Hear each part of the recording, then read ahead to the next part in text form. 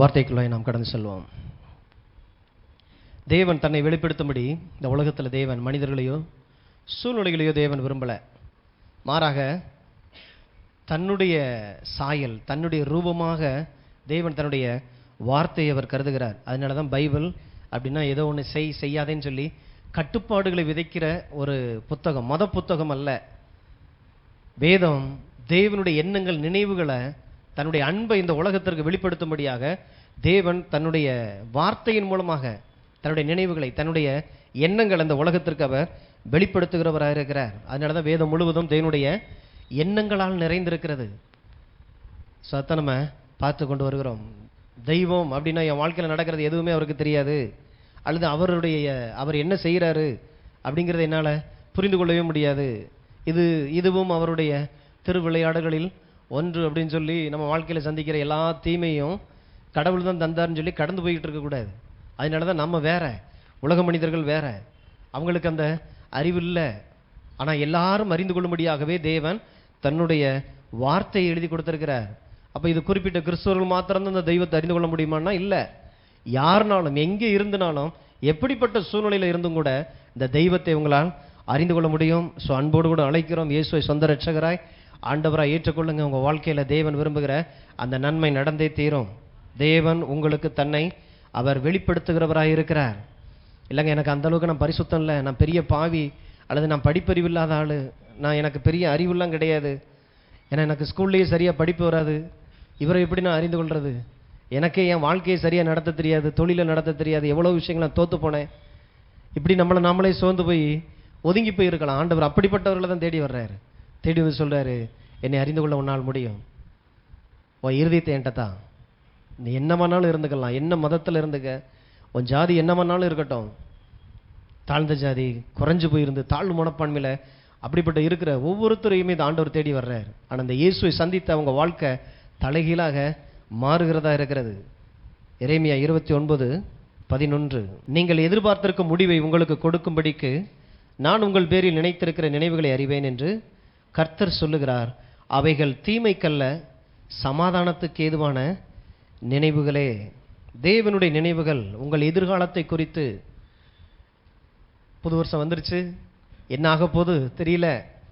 ஆண்டவர் சொல்லுகிறார், உன்னை குறித்து நான் வைத்திருக்கிற நினைவுகள் நன்மைக்கு ஏதுவானவைகள், சமாதானத்துக்கு ஏதுவானவைகள், அவைகள் தீமைக்கு ஏதுவானவைகள் அல்ல.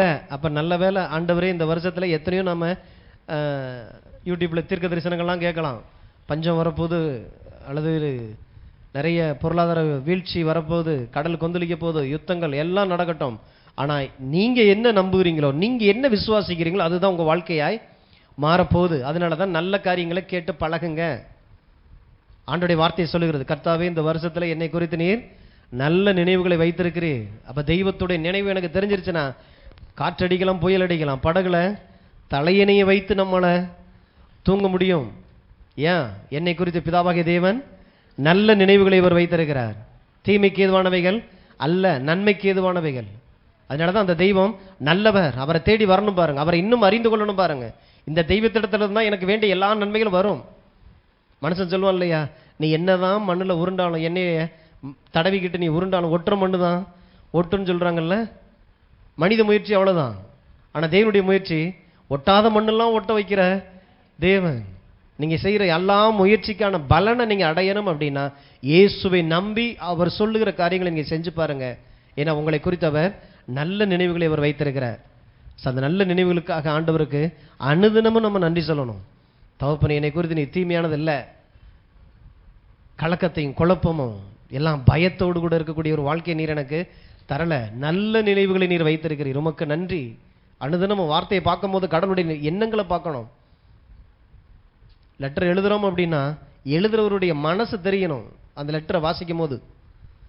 ஸோ அதே போல தான் இன்னைக்கு தேவனுடைய மனது நமக்கு தெரியும்படியாகவே வேதத்தோடு கூட அதிகமான நேரத்தை செலவு செய்யுங்க. அப்போ தேவனுடைய வார்த்தையை நான் கேட்கும்போது நல்ல எதிர்காலம் என்னுடைய நினைவுகளாய் வரணும். அப்படிப்பட்ட வார்த்தைகளை கேட்கணும். கடவுள் அடிப்பார், நொறுக்குவார், உனக்கு ஏதோ ஒன்று நடக்க போகுது, நீ அதை பண்ணியிருக்கிற, இதை பண்ணியிருக்கிற, வாழ்க்கையில் ஏதாவது ஒரு தீமை நடந்துருச்சுனாலே உடனே மனசு என்ன சொல்லுன்னா, நான் என்ன பாவம் பண்ணணும்? பாவம் உண்டு என்று உங்கள் மனசாட்சி சொல்லுமானால் இயேசுடைய ரத்தத்திற்கு முன்பாக போய் அறிக்கையிட்டு அந்த ரத்தத்தினால் கழுவப்பட்டு ஒப்புரவாகி அடுத்த கட்டத்துக்கு போயிடணும். ஒரு செருப்பு போட்டிருக்கோம், ரோட்டில் நடந்து போகிறோம், ஏதோ ஒன்று மீச்சிடுறோன்னா அது யாரு, அது எவரோடது, எந்த ஆடு எந்த மாடு? ஸோ உட்காந்து ஆராய்ச்சி பண்ணிட்டு இருக்கக்கூடாது. தண்ணியை ஊற்றி கழுவிட்டு அடுத்த கட்டம் நமக்கு நிறைய வேலை இருக்குது. ஸோ தேவன் உங்களை நிறைய வேலைகளுக்காக அழைச்சிருக்கிறார். உங்களை குறித்து மிகப்பெரிய ஒரு நோக்கம் திட்டம் இருக்கு. இந்த பட்டணத்திற்குள்ளாக அநேக ஜனங்கள் நரகத்தில் செத்துக்கிட்டு இருக்கிற அந்த ஜனங்களுக்கு மத்தியில் ஒரு நல்ல தேவன் இருக்கிறாருங்கிறத வாழ்ந்து காட்டுறதுக்காக தேவன் நம்மை அழைத்திருக்கிறார். ஒரு தெய்வத்துடைய அழைப்பை பெற்றிருக்கிற ராஜாக்களாகவே இன்றைக்கு தேவன் நம்மளை வச்சிருக்கிறார். அதனால தான் வார்த்தையை பார்க்கும்போது உங்களை அப்படி பார்க்க வரும். அதனால தான் வார்த்தையை பார்க்கும்போது ஏதோ ஒரு சடங்காச்சாரமாக வாச்சிட்டோம் இன்னைக்கு 2 அதிகாரம் அப்படின்னு சொல்லி போகிறதில்ல. தேவனுடைய வார்த்தை இன்னைக்கு இருக்கக்கூடிய உங்களுடைய தாழ்வான அந்த எண்ணங்கள், தாழ்வு மனப்பான்மை, எல்லா விதமான குற்ற உணர்வுகளினுடைய நினைவுகள் இருந்து நம்மளை தூக்குகிறதா இருக்கிறது பாருங்க. அதனால தான் நம்முடைய வாழ்க்கை சிறுமையில் இருக்கலாம், வறுமையில் இருக்கலாம், நம்ம எதிர்பார்க்குற வண்ணமான பெரிய மாற்றங்கள் இல்லாமல் இருக்கலாம். எப்படி இதிலிருந்து மேலே வர்றது? தேவனுடைய நினைவுகள் உங்கள் நினைவுகளாய் மாறும் பொழுது தேவன் எதிர்பார்க்கக்கூடிய அந்த வாழ்க்கை உங்கள் வாழ்க்கையாய் மாற ஆரம்பிக்கும். அதனால தான் உங்களுடைய எண்ணங்கள் எப்படியோ அப்படித்தான் நீங்கள் இருப்பீங்க. ஒருவனுடைய இருதயத்தின் நினைவு எப்படியோ அப்படியே அவன் இருக்கிறான். அர்த்தம் என்ன? அப்போ உங்கள் நினைவு தான் உங்களை இந்த உலகத்தில் காண்பிக்க போகுதுன்னா அந்த நினைவு தேவனுடைய நினைவாய் மாறட்டுன்றார். அப்போ ஒருத்தருடைய நினைவுகளை நான் எப்படி பெற்றுக்கொள்வது? அவங்க பேசுகிற அந்த வார்த்தைகள் மூலமாக அல்லது எழுதி அனுப்புகிற அந்த வார்த்தைகள் மூலமாக அவங்க என்ன நிலைமையில் இருக்கிறாங்கிறத நம்மளை புரிந்து கொள்ள முடியும். இப்போ தேவன் தான் நம்மளுக்கு அவருடைய நினைவுகளை வெளிப்படுத்துகிறார் அவருடைய வார்த்தையின் மூலமாக. அப்போ வியாதி, தரித்திரம், இது மூலமாக ஆண்டவர் ஏதோ ஒன்று ஆண்டவர் என்னை கற்றுத்தர்றார், என்னை புடம் போட்டுக்கிட்டு இருக்கிறார், நான் பொண்ணாக விளங்கினதுக்கப்புறம் கோடி கோடியாக தரப்போகிறான்னு சொல்லிட்டு உட்காந்து நம்பிக்கிட்டு இருக்கக்கூடாது. வியாதி தேவனுக்கு எதிரானது, தேவனுடைய நோக்கங்கள் திட்டங்களுக்கு எதிரானது இந்த வியாதி. ஒரு நாள் இந்த வியாதி தேவனுடைய சித்தத்தை நிறைவேற்ற உங்களுக்கு உதவி செய்யாது. வியாதியோடு கூட இருக்கிற மனுஷனை பாருங்க, ஏன் இன்னைக்கு ஆஃபீஸில் லீவை கொடுத்து அனுப்பிடுறாங்க? வியாதியோடு கூட இருந்தா ஒரு வேலையும் ஒன்றால் செய்ய முடியாது. ஒரு கவர்மெண்ட்டுக்கு தெரிகிறது, கடவுளுக்கு தெரியாதா? ஆனால் இன்றைக்கி என்ன நினச்சிட்றாங்கன்னா, வியாதி கடவுள் தான் தந்திருக்கிறார், நான் யாருக்கு எந்த கெடுதலும் செய்யலை, டெய்லி நான் ஜெபம் பண்ணிடுறேன், அதையும் மீறி எனக்குள்ளே வியாதி வந்து அப்போ கடவுள் தானே தந்திருக்கணும். நம்மளை ஏற்றுக்கொள்கிறோம், அங்கீகரித்துக் கொள்கிறோம். தேவனுடைய நினைவுகள் தெரியல, எண்ணங்கள் தெரியல. வறுமையில் இருந்து பாருங்க, அது எவ்வளோ பெரிய கஷ்டன்றது தெரியும். கடனுக்கு மேலே கடனை வாங்கி கடன்காரன் கேட்டு வந்து நிற்கும் போது, மனைவிக்கு முன்னால் அப்படி அசிங்கப்படும் பொழுது, பிள்ளைகளுக்கு முன்னால் அப்படி கூனி குறுகி நிற்கும் போது, தெருவில் நின்று கத்திட்டு போகும்பொழுது அந்த வழி என்னன்னு தெரியும். அநேகர் இதுக்கெல்லாம் கடவுளை தேடாதீங்கன்னு சொல்கிறாங்க. வேற எதுக்கு தேடுறது? இந்த பூமியில் நான் தேவனுக்கு முன்பாக நான் சாட்சியுள்ள வாழ்க்கை வாழணும்னா இதெல்லாம் எனக்கு தேவைன்னு தெரிஞ்சுதான் அவர் என் தரித்திரத்தை சிலுவையிலே சுமந்து தீர்த்திருக்கிறார். நான் ஐஸ்வர்யவான் ஆகும்படிக்கு. அப்ப என்னை தரித்திரத்துக்குள்ள வைக்கிறது தேவனுடைய நினைவுகள் அல்ல. தீர்க்கமா தெரிஞ்சுக்கணும். கொஞ்சம் கூட தேவன் நீங்கள் கடன்லையும் தாழ்ச்சியிலையும் குறைவுல இருக்கிறத அவர் விரும்பவே இல்லை. அப்ப ஆண்டவரே, நீர் விரும்பாத ஒண்ணு என் வீட்டுக்குள்ள இருக்கக்கூடாது, எதிர்த்து நிற்கணும். அந்த நினைவுகள் வந்தாதான் எதிர்த்து நிற்கவே விசுவாசம் வரும். இல்லைன்னா கடவுள் தான் தந்திருக்கிறான்னு சொல்லி ஒருவேளை தந்திருப்பார் அப்படின்னு சொல்லி அரவணைக்கிறது இல்லை. இன்னைக்கு நிறைய பேரை ஆதாமின் பிள்ளைகளை தரித்திரம் பிடிச்சிருச்சு. உன்னிமித்த பூமி சபிக்கப்பட்டிருக்கும். வேர்வையோடு கூட தான் நீ அதன் பலனை புசிப்பாய், முள்ளும் குறுக்கும் உனக்கு முளைப்பிக்கும்னா தரித்திரத்தை பேசுறாரு. ஆதாமே, நீ உன்னை ஏக்கி விட்டுட்ட, அது இப்படிலாம் இருக்குன்னு சொல்லிட்டாரு. அப்போ ஆதாமுக்கு பிள்ளையாய் பிறக்கிற அத்தனை பேருக்கு அது வேலை செய்யுது. ஆனால் தேவனுடைய பிள்ளைங்க அறியாமையினால அந்த தரித்திரத்தை இவங்க பிடிச்சுக்கிறது. எப்படி? கடவுள் தந்திருக்கிறார், இது மூலமா ஆண்டவர் எனக்கு எதோ ஒன்று கற்றுக் கொடுக்கிறாருன்னு சொல்லி சொல்லி இப்படி சொல்லி சொல்லி இவங்க தரித்திரத்தை இவங்க பிடிச்சுக்கிறாங்க. ஆண்டவர் கொடுக்கல, ஆண்டவர் கொடுக்காத ஒன்றை இவங்க ஏற்றுக்கொள்றாங்க. சாகையினால தான் தேவனுடைய நினைவுகளை நான் அறிந்து கொள்வது அவசியம். பைபிள் வாசிக்கிறது ஏதோ ஒன்று இன்னைக்கு நானும் வாசிட்டேன்னு சொல்லிட்டு போறதில்லை. வாசிக்கிறது நல்லது, ஆனால் அதுக்குள்ள இருந்து தேவனுடைய நினைவுகள் உங்களுக்கு வெளிப்படணும். அது வரல அப்படின்னா பைபிள் வாசிக்கிறது வீணா போயிடும். பல வருஷங்கள் எத்தனையோ முறைகள் பைபிள் வாசிட்டோம்னு சொல்லிலாம் இன்னைக்கெல்லாம் பார்த்தீங்கன்னா ஓடிக்கிட்டே இருக்குது. நாங்கள் ஒரு வாரத்தில் பைபிளை வாட்சி முடிச்சிட்டோம், ஒரு மாசத்துல நாங்கள் பைபிளை வாட்சி முடிச்சிட்டோம்னு சொல்லிதான் நல்லது. பைபிள் வாசிக்கிறது நல்லது, ஆனால் அதுக்குள்ளே இருக்கிற தேவனுடைய நினைவுகள் தெரியணும். ஏன்னா வேதத்துக்குள்ள பிசாசு பேசுனது இருக்குது, மனிதர்கள் பேசுனது இருக்குது, தேவன் பேசுனது இருக்கு. பகுத்து பாரு. தேவனுடைய நினைவுகள் என்னை குறித்து நான் நல்லா இருப்பதா ஆண்டவர் விரும்புகிறாரா? நான் சமாதானமாக இருக்கிறத விரும்புகிறாரா? அப்படி விரும்புகிறாருன்னா அதுதான் என்னுடைய நினைவாய் இருக்கணும். தேவனுடைய நினைவுகள் தான் நம்முடைய நினைவுகளாய் இருக்கணும்.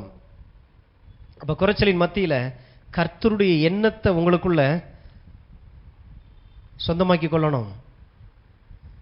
தேவனுடைய நினைவுகளை சொந்தமாக்குறது எப்படி? அதுக்கு தான் இரவும் பகலும் இந்த வேதத்தில் பிரியமாயிருந்து தியானமாய் இருக்கிற மனுஷன் பாக்கியவான், அவன் செய்வது எல்லாம் பாக்கியம். ஏன் என்ன செய்ய போறான்? கடவுள் அவனுடைய வாழ்க்கை குறித்து என்னெல்லாம் நினைவுகள் வச்சிருக்கிறாரோ அந்த நினைவுகளை வச்சிருக்கிறதுனால இந்த நினைவுகளுக்காக போய் வேலை செய்ய ஆரம்பிக்கிறான். கடவுள் சொன்ன வேலை, கடவுள் சொன்ன கல்யாணம், கடவுள் சொன்ன வாழ்க்கை, அதை தெரிந்து கொள்றான். அதனால அவன் செய்வது எல்லாம் வாய்க்கும். இன்னைக்கு எல்லாரும் ஜனங்கள்லாம் என்ன நினைச்சிட்டாங்கன்னா, ஞானசனம் எடுத்துட்டாங்க, சர்ச்சுக்கு வந்துட்டோம், எல்லாமே தானா நடந்துரும். தானா நடக்காது. நிறைய பேர் அதை நம்பி ஏமாந்துட்டு இருக்கிறாங்க, பல வருஷமா நம்பிக்கிட்டு இருக்கிறாங்க. ஞானசனம் எடுத்துட்டா எல்லாம் தானா நடந்துரும். ஞானசனம் எடுக்கிறது நல்லது. வாசிங்க மத்தேயு 28:19-20. ஆகையால் நீங்கள் புறப்பட்டு போய் சகல ஜாதிகளையும் சீசராக்கி பிதா குமாரன் பரிசுத்த ஆவியின் நாமத்தினாலே அவர்களுக்கு ஞானஸ்தானம் கொடுத்து, அதோட முடிச்சிருக்கணும். கொடுத்துக்கு அப்புறம் புல் ஸ்டாப் வச்சிருக்குதா? கமாவா? கமானா என்ன அர்த்தம்? தொடருது. அப்ப ஞானஸ்தானம் எடுத்ததோட இன்னும் முடியல, அடுத்து ஒன்று தொடருது.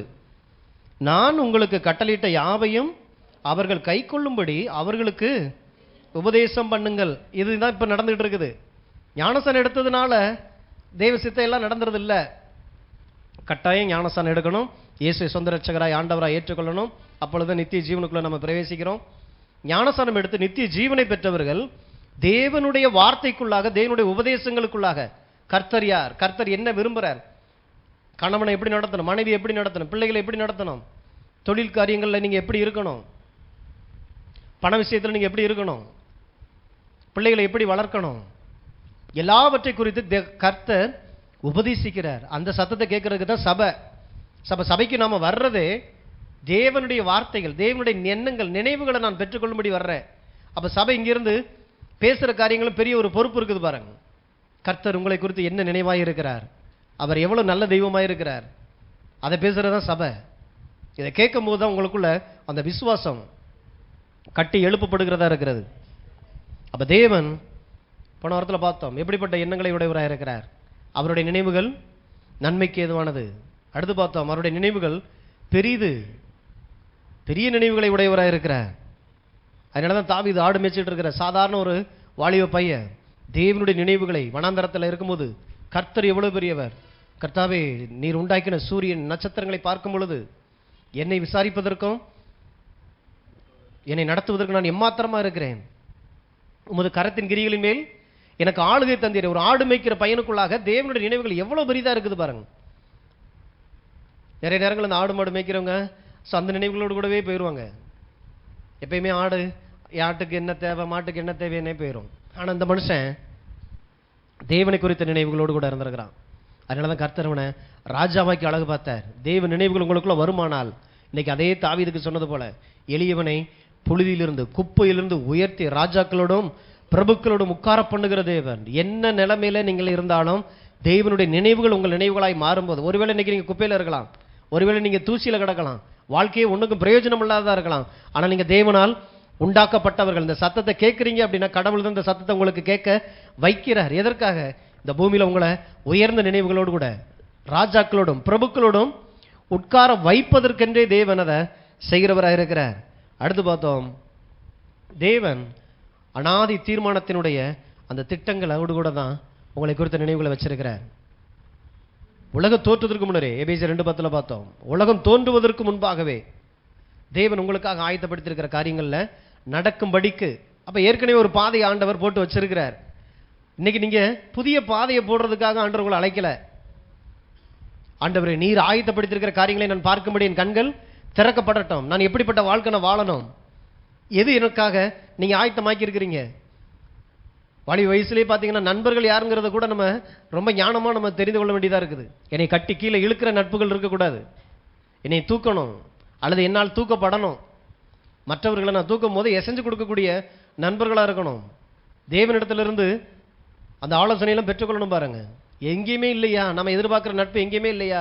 வேதத்துக்குள்ள இயேசு அவரை விட பெரிய நண்பர் இந்த பூமியில யாருமே இல்லை. நல்ல நண்பர், இயேசுவோடு கூட நேரத்தை செலவு செய்யுங்க. ஏன்னா உங்கள் வாழ்க்கை தேவன் ஆயத்தப்படுத்திருக்க காரியங்களுக்கு நேரம் உங்களை நடத்தக்கூடிய நட்புகளாக இருக்கணும். அப்படிப்பட்ட வார்த்தைகளை பேசுகிற ஆட்கள் உங்களுக்கு துணையாக இருக்கணும். பாருங்க,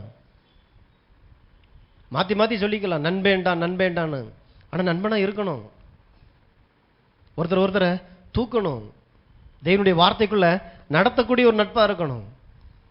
அதனால தான் வாலிப பிள்ளைங்களாம் விசுவாசத்தோடு கூட இருக்கக்கூடிய நட்புகளை பக்கத்தில் வைக்கிறது ரொம்ப ரொம்ப அவசியம். ஆதியாகமம் 6ஆம் அதிகாரம் 13 அப்பொழுது தேவன் நோவாவை நோக்கி, மாம்சமான யாவரின் முடிவும் எனக்கு முன்பாக வந்தது. அவர்களாலே பூமி கொடுமையினால் நிறைந்தது. நான் அவர்களை பூமியோடு கூட அழித்து போடுவேன். நீ கொப்பேர் மரத்தால் உனக்கு ஒரு பேழையை உண்டாக்கு. அந்த பேழையிலே அறைகளை உண்டு பண்ணி அதை உள்ளும் புறம்புமாக கீழ்பூசு. நீ அதை பண்ண வேண்டிய விதம் என்னவென்றால், பேழையின் நீளம் 300 முழமும் அதன் அகலம் 50 முழமும் அதன் உயரம் 30 முழமுமாய் இருக்க வேண்டும். நீ பேழைக்குள் ஒரு ஜன்னலை உண்டு பண்ணி மேல்தட்டுக்கு 1 முழ தாழ்த்தியிலே அதை செய்து முடித்து பேழையின் கதவை அதன் பக்கத்தில் வைத்து கீழ் அறைகளையும் 2ஆம் தட்டின் அறைகளையும் 3ஆம் தட்டின் அறைகளையும் பண்ண வேண்டும். வானத்தின் கீழே ஜீவ சுவாசமுள்ள சகல மாம்ச ஜந்துகளையும் அழிக்க நான் பூமியின் மேல் ஜலப்பிரளயத்தை வரப்பண்ணுவேன். பூமியில் உள்ள யாவும் மாண்டு போம். ஆனாலும் உன்னுடனே என் உடன்படிக்கை ஏற்படுத்துவேன். நீயும் உன்னோட கூட உன் குமாரரும் உன் மனைவியும் உன் குமாரரின் மனைவிகளும் பேழைக்குள் பிரவேசியுங்கள். நோவா எப்படிப்பட்ட மழை வெள்ளத்தை பார்க்காத ஒரு காலம். ஸோ அப்படிப்பட்ட காலத்தில் தேவன் நோவாவுக்கு ஒரு காரியத்தை வெளிப்படுத்துகிறார். இனி நடக்க போகிற காரியங்களை குறித்து பேசுகிறார். ஒரு காரியம் ஒன்று நடக்க போகுது, ஆனால் உனக்கு என்னுடைய கிருபை இருக்குது. நீயும் உன் பிள்ளைகள் உன் மருமக்கமார்கள் ஆண்டவர் சொன்ன அந்த ஜீவராசிகள் எல்லாத்தோடு கூட ஒரு பேழையை செய். அந்த பேழைக்குள்ள நீ பிரவேசிச்சுக்க. நீ பாதுகாப்பாக இரு. 450 அடி நீளம், 75 அடி அகலம், 3 அடுக்கு உயரம். கப்பலையே செய்ய விட்டார் பாருங்க. முதல் கப்பல். இன்னைக்கு கப்பல்னா என்னன்னு நமக்கு புரியுது. ஆனால் அந்த மனுஷனுக்கு சொல்லும் போது ஒன்றுமே புரிஞ்சிருக்காது. புரியாத காலத்திலேயே இந்த கடவுள் சொல்லிட்டாருங்கிறனால சின்சியராக உட்காந்து செஞ்சுக்கிட்டு இருக்கிறாரு. அப்போ ஏறக்குறைய 200 வருஷத்துக்கு மேலே ஒன்று நடக்க போகுதுடான்னு சொல்லியே செஞ்சுக்கிட்டே இருக்கிறாரு. அன்னைக்கு அந்த ஜனங்கள் யாருமே கேட்கல. இன்றைக்கும் கர்த்தர் நல்லவருங்கிறத நம்ம சொல்லிக்கிட்டே இருக்கிறோம். ஆண்டவர் உங்களை என்னவெல்லாம் செய்து சித்தமாக இருக்கிறாரோ அதையெல்லாம் செய்து முடிக்க அவர் வல்லவராக இருக்கிறார். இந்த இயேசுவை நம்புங்க. உங்களுக்கு பரிகாரி அவர் தான். சிலுவையில் இவர் தான் நீங்கள் நல்லா இருக்கிறக்காக, உங்கள் பேர பிள்ளைங்க வரைக்கும் நல்லா இருக்கிறக்காக ரத்தம் சிந்தி இருக்கிற நீங்கள் நல்லா இருக்கலாம். உங்களுக்கு ஒரு வாய்ப்பு இருக்குது. என்னதான் நம்ம சொன்னாலும் இன்னைக்கெல்லாம் கேட்டு நிறைய பேர் சிரிக்கிற கூட்டம் தான் அதிகமாக இருக்கும். ஆனால் அன்னைக்கு நோவாதை ரொம்ப சின்சியராக செஞ்சார் பாருங்க. அப்போ இதை செய்ய ஆண்டவர் குறிப்பாக கட்டளையிடுறாரு பாருங்க. எத்தனை அடி நீளம் இருக்கணும், எத்தனை அடி உயரம் இருக்கணும், எத்தனை தட்டுகள் இருக்கணும், எங்கே ஜன்னல் வைக்கணும், எங்கே கதவு வைக்கணும், எல்லாம் குறிப்பாக சொல்லுகிற தேவன். அப்போ தேவன் சொன்ன விவரத்தின்படியே கட்டுகிறான். இன்னைக்கும் தேவன் நம்மை குறித்து குறிப்பான திட்டங்களை நமக்காக அவர் வெளிப்படுத்துகிற தேவனாக இருக்கிறார். எந்த மனிதனும் யோசிக்காத நினைவுகளை உடையவர் தான் நம்முடைய தேவன். நீங்கள் கடவுள் சொன்னபடியே நீங்கள் செஞ்சுட்டு வந்து பாருங்க. திரும்பி பார்க்கும் பொழுது உங்களுக்கே ஆச்சரியமா இருக்கும். நானா இது என்னைய கொண்டு ஆண்டவர் செஞ்சாரு, நானா இவ்வளத்தையும் செஞ்சு முடிச்சேன். குறிப்பான இதே இதுதான் மோசைக்கும் பார்த்தீங்கன்னா அந்த ஆசரிப்பு கூடாரம் செய்யும் போதும் சொல்லுவார், எங்கெங்கே என்னென்னலாம் இருக்கணும், என்ன கலர் நீல நூல்கள் இருக்கணும், என்னென்ன வடிவத்தில் எது இதெல்லாம் இருக்கணும், திரைச்சியில் எத்தனை அடி உயரத்தில் இருக்கணும், தெளிவாக சொல்லுவார். கடவுள் எதை சொன்னாலும் தெளிவாக சொல்லுவார். 5 அப்பம் 2 மீன் 50 பேரை உட்கார வைக்க சொன்னார். தெளிவாக சொல்றாரு. கச்சாடி தண்ணியை ஊத்துன்றாரு, தெளிவாகவே சொல்றாரு. ஏதோ ஒரு இப்படி மாயஜாலம் காட்டல, தெளிவாக சொல்றாரு. தேவன் குறிப்பான நினைவுகளை உடையவராக இருக்கிறார். ஆழத்திலே தள்ளி கொண்டு போய் வலைகளை போடுங்கள். உயிர் திறந்ததுக்கு அப்புறம் சொல்றார், வலதுபுறமாய் வலைகளை போடுங்கள். உங்களை குறித்து தேவன் குறிப்பாக ஒன்று சொல்லுவார். அதனால தான் அந்த சத்தத்தை கேட்கறதுக்காக அனுதினமும் தேவ சமூகத்தில் போய் உட்கார்றது அவசியம். இல்லை நீங்கள் கேட்டு ஏதாவது சொல்லுங்க, நாங்கள் இங்கே மந்திரவாதி இல்லை. தேவனுடைய வார்த்தை, தேவனோடு கூட நீங்கள் தான் உறவு கொள்ளணும். ஸோ அதை சொல்கிறதுக்கு தான் ஊழியக்காரங்க. ஏன் உறவு கொள்ளணும்னு சொல்கிறோம்? தேவனுடைய திட்டங்கள் உங்களை குறித்து உங்கள்கிட்ட தான் ஆண்டவர் பேசுகிறார். உங்கள் ஆவிக்குள்ள ஆண்டவர் பேசுகிறவராக இருக்கிறார். யாரோ ஒரு தீர்க்கதரிசி, யாரோ ஒரு பெரிய வரம்பெற்ற ஒரு ஊழியக்காரர் வந்தால் என் வாழ்க்கை மாறிடும். தெய்வ திட்டம் என்னன்னே தெரியாமல் போயிடும். எத்தனையோ பேர் ஊழியக்காரர்களை நம்பிலாம் கல்யாணத்தை முடிச்சு வச்சுட்டு, ஐயா சொன்னார் முடித்தோம், எங்கள் குடும்பமே இப்படி இருக்குது. ஐயா கடவுள் கிடையாது, ஐயா தேவனுடைய ஊழியர். அவர் வேலை என்ன? கடவுளை காட்டுறதுக்கு தான் ஐயா, மாப்பிள்ளை பொண்ணை காட்டுறதுக்கு இல்லை. ஸோ அதனால தான் வஞ்சிக்கப்படக்கூடாது. தெய்வம் நல்லவராக இருக்கிறார். அப்போ தெய்வ திட்டத்திற்கு உங்களுடைய மனதை செலுத்தணும். பாருங்க, பெரிய வெற்றிகளை நீங்களை சந்திக்கலாம், பெரிய வெற்றிகளை பெறணும். அதனால தான் யோசுவாவுக்கு சொல்லும்போது, வலதுபுறம் இடதுபுறம் சாயாத உன் கண்கள் இந்த பிரமாணம், இந்த புத்தகத்தின் மீது நோக்கமாக இருக்கட்டும், இதையே பேச உன் வாயை கவனமாக இருக்கட்டும், அப்பொழுது நீ நல்ல வெற்றியை பெறுவாய். ஏன் நினைவுகள் உன் நினைவுகளாய் மாறுது. ஒருத்தன் ஒரு காரியத்தை பார்த்துக்கிட்டே பேசிக்கிட்டே இருக்கிறான்னா அதுதான் அவனுடைய நினைவு. 120 வருடம் பிரசங்கத்தை கேட்டு சிரிச்சாங்க. சிரிச்சவங்க எல்லாரும் வெள்ளத்தில் மிதந்தாங்க. நோவாவும் அவன் குடும்பமும் அங்கே காக்கப்பட்டது. இன்னைக்கு நீங்கள் எடுக்கிற இந்த முடிவு, இன்னைக்கு நீங்கள் இயேசுவை தேடி வந்திருக்கிறீங்கல்ல, நீங்கள் எடுத்திருக்கிற இந்த முடிவு, நீங்களும் உங்கள் குடும்பத்தாரும் காக்கப்படும்படி ஆண்டவர் உங்களை கொண்டு, உங்களுக்கு அந்த ஞானத்தை, அந்த விவேக, அந்த அறிவு, அந்த புத்தி ஆண்டவர் தர்றார், அந்த கிருபையை தர்றார். ஏன்னா தேவனுடைய நினைவை பெற்ற ஒரு குடும்பத்தில் ஒரு ஆள் இருந்தாலே போதும், முழு குடும்பமும் அங்கே காக்கப்படுகிறது. ஸோ அது ஆண்டவரே, நானாக இருக்கும்படி எனக்கு உதவி செய்யுங்க. நான் உங்களை தேடி வந்திருக்கிறேன் ஆண்டவரே. என் இனமே காக்கப்படணும், என் முழு குடும்பம், என் பட்டணம் காக்கப்படணும், என் தேசம் என்னால் காக்கப்படணும். அப்போ எப்படி நோவாவுக்கு சாத்தியமானது? தேவன் தன்னுடைய எண்ணங்களை, திட்டங்களை வெளிப்படுத்தும் போது அதை தைரியமாய் விசுவாசித்தான். யாருமே இல்லாத அந்த நாட்கள் அதை செய்ய அவன் தீர்மானிச்சான். பாருங்க, எடுத்து மரத்தை இழைச்சிக்கிட்டு இருக்கிறான். நோவா தாத்தா என்ன செய்றீங்க? கப்பல் செய்யறேன்டா பேராண்டி. கப்பலா? அப்படின்னா பெரிய வெள்ளம் வரப்போகுது, ஆண்டவர் இந்த பூமியை அழிக்க போறார், அதில் காப்பாத்துறதுக்காக எனக்கு என் குடும்பத்துக்கு வேணா நீ வந்து சேர்ந்துக்கன்னா அவன் கேள்வி பேசிட்டு போவான். இப்படி தான் நடந்தது. இன்னைக்கு நீங்கள் இயேசுவை பற்றி பேசி கடவுளை நம்பி நீங்கள் இந்த இடத்துல வரும்பொழுது எத்தனையோ அவமானங்கள், எத்தனையோ சில எதிர்ப்புகள்லாம் தாண்டி நீங்கள் வந்திருக்கிறீங்க இல்லையா? நீங்கள் இன்றைக்கும் கடவுளுடைய அன்பை நீங்கள் சொல்லும் போது அந்த கூட்டம்லாம் என்ன நினைக்கிறாங்க? அவங்க என்ன நினைச்சாலும் சரி, சிரித்தவர்கள் செத்து மிதந்தார்கள். வேதம் அப்படி தான் போட்டிருக்கு. ஆனால் நோவாவும் அவனுடைய குடும்பமும் அதே வெள்ளம், உலகத்தை அழிச்சு அதே வெள்ளம் நோவாவை மேலே தூக்குது. இன்னைக்கு நீங்கள் மேலே தூக்கப்படும்படியான ஒரு காரியம் ஒன்று நடந்துகிட்டு இருக்கு. அதனால தான் அவங்களை குறித்து நீங்கள் பயப்படக்கூடாது. தேவனுடைய நாமம் நமக்கு தரிப்பிக்கப்பட்டிருக்கு என்பதை கண்டு தேசத்தின் ஜாதிகள் அவர்கள் பயப்படக்கூடிய ஒரு வாழ்க்கையை வாழ்றதுக்கு தான் ஆண்டவர் இந்த பூமியில் நம்மளை வச்சிருக்கிறார். கேலி பேசுவான், கிண்டல் பேசுவான், நம்மளை பார்த்து ஏதாவது இலக்காரம் பண்ணுவான். அப்படி ஒரு வாழ்க்கை வாழக்கூடாதுன்றாரு. எனக்கு சாட்சிகளாய் இருங்கள். இப்போ உங்களை பார்த்து உலகம் சிரிக்குதா? இதே உலகம் உங்களை பார்த்து ஒரு நாள் ஆச்சரியப்படும். வெள்ளம் ஏற ஏற மேந்து மேலே வந்தவன்லாம் அந்த பேழையை தடவி வந்து பார்த்துருப்பான் இல்லையா? அதனால தான் ஆண்டவர் நோவாவை உள்ளே விட்டு வெளியில் இவர் பூட்டினார். சத்தம் கேட்டு இவன் திறந்தாலும் திறந்துருவான், திறக்கக்கூடாது.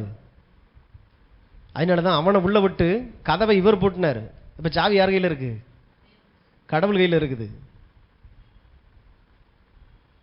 பேழையை தடவி எங்களையும் சேர்த்துக்கன்னு வர்ற நாட்கள் வரும். ஆச்சரியப்படுவார்கள். இன்னைக்கு உங்களை பார்த்து ஒருவேளை சிரிச்சுக்கிட்டு இருக்கிறாங்கண்ணே, இன்னைக்கு இந்த வார்த்தையை நம்பி இவன் போகிறான், என்ன ஆக போகிறான், மோசமாக போகிறான்னு சொல்லிலாம் உங்களை பார்த்து ஒருவேளை ஏளனமாக பார்க்கலாம். ஆனால் தேவன் சொல்லுகிறார், அதே உலகம், அந்த உலகத்துக்கு நடுவில் தான் நான் உன்னை வைப்பேன். உன்னை உயர்த்துகிறதன் மூலமாக அந்த உலகம் உன்னை கண்டு ஆச்சரியப்படும். இது கர்த்தரால் ஆயிற்று, கண்களுக்கு ஆச்சரியமாய் இருக்கிறதுன்னு சொல்லக்கூடிய நாட்கள் வரும்.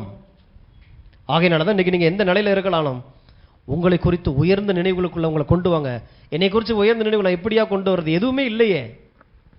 என் படிப்பு சரியா இல்லை, நான் வேலை பார்க்கறது சரியா இல்லை, சம்பளம் கம்மியாக இருக்குது, வீட்டுக்கு போனால் மனைவி சரியா இல்லை, மனைவிட்ட கேட்டால் புருஷன் சரியா இல்லை,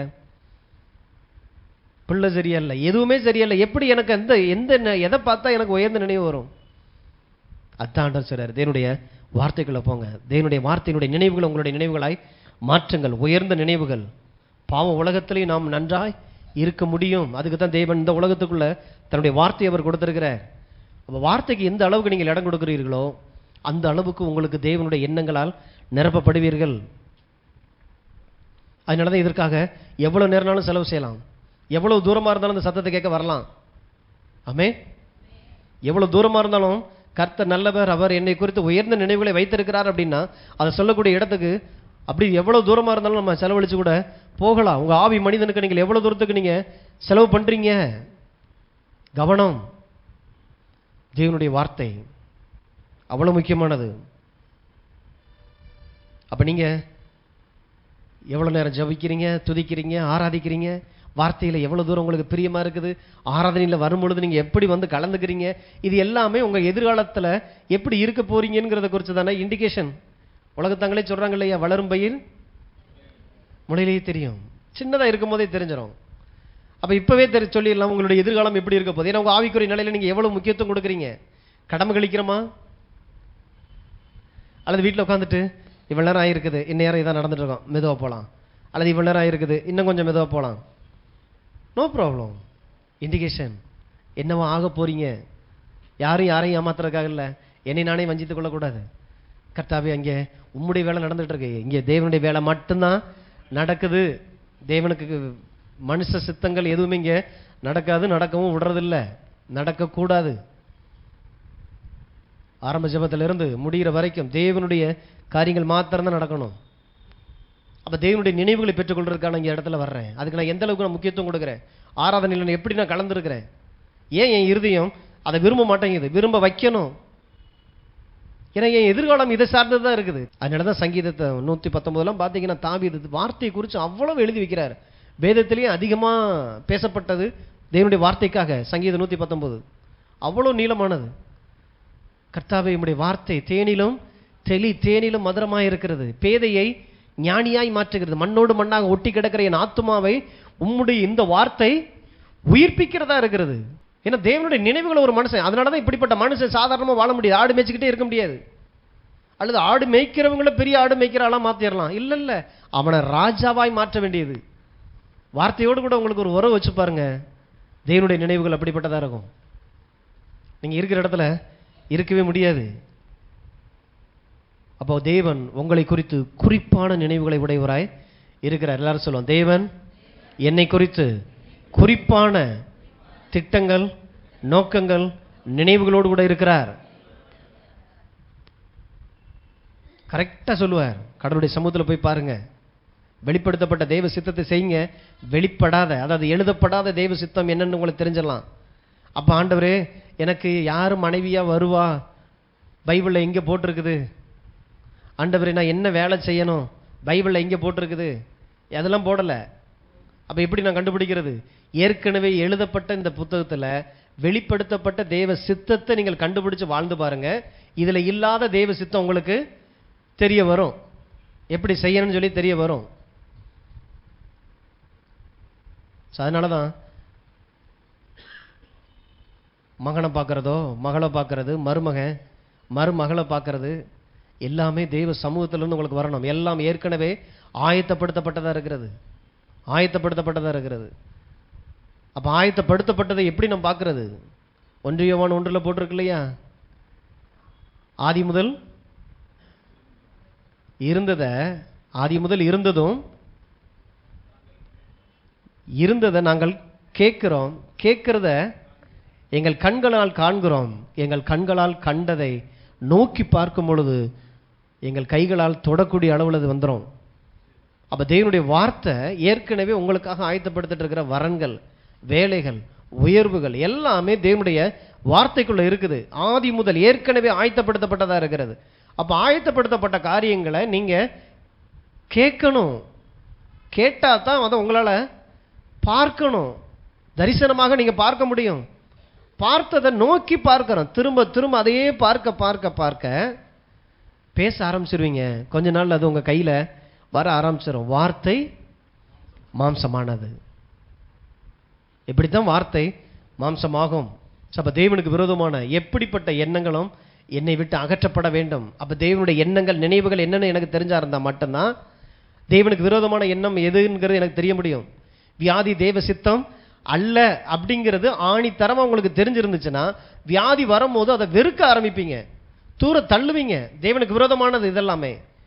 அப்ப தரித்திரம் தேவனுடைய சித்தம் அல்ல அப்படிங்கிறது தெரிஞ்சிருந்தா மட்டும்தான், அந்த நினைவுகள் தெரிஞ்சிருந்தா மட்டும்தான் தரித்திரம் வீட்டுக்குள்ள வரும் பொழுதும், குறைவு, தாழ்ச்சி, வறுமை உள்ள வரும் பொழுது அதை எதுக்கு ஆரம்பிப்போம்? இயேசுவின் நாமத்தில் அந்த தரித்திரத்தை நான் வெறுக்கிற ஆண்டவரே, இது உம்முடைய சித்தமே அல்ல.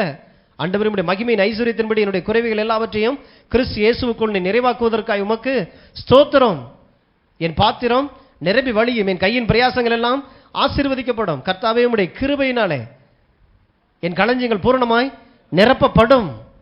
வானத்தின் மதகு எனக்காக திறக்கும். ஏன்னா இதெல்லாம் தேவனுடைய நினைவுகள், உங்களுக்கு குறித்து தேவன் வச்சிருக்கிற நினைவுகள். பணத்தை ரொம்ப கொடுத்தவன் கெட்டு போயிடுவான்னு சொல்லி ஒரு பாக்கெட்டில் வச்சு அவர் என்ன செய்ய போறாரு? ஜனங்கள் எதையுமே தப்பாக பார்க்குறாங்க பாருங்க. நிறைய வந்தா கெட்டு போயிடுவாங்க. இல்லை, நிறைய இருக்கிறவங்கள பாருங்க. எந்த பணக்காரனாவது திருடுறானா? எந்த பணக்காரனாவது ஏதாவது ஒரு பென்சி ஸ்டோரில் போய் இந்த 2 வளையல் 2 மூக்குத்தியை திருடிட்டு வருவாங்களா? எந்த பணக்காரனும் செய்ய மாட்டான். ஏன்? மிச்சமாக இருக்குது. அவன் கேட்கறத விட நிறைய கொடுத்து டிப்ஸ் கொடுத்துட்டு கூட வாங்கிட்டு வரக்கூடிய அளவில் இருக்கு. அப்போ யார் தான் திருடுறா? புரியுதுங்களா? குறைச்சல் இருக்கும் போது தான். அதனால தான் பிசாசு உங்களை தருத்திரத்திலேயே வச்சு பாவம் செய்ய வைக்கிறது ரொம்ப எளிது.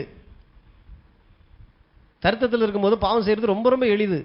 நல்லா இருக்கும் பொழுது அந்த மனசே வராது. உங்களுடைய நினைவுகள்லாம் உயர்ந்ததாக இருக்கும். ஸோ நாம் போய் இதெல்லாம் செய்யலாமா? நம்ம போய் இப்படிலாம் பண்ணலாமா?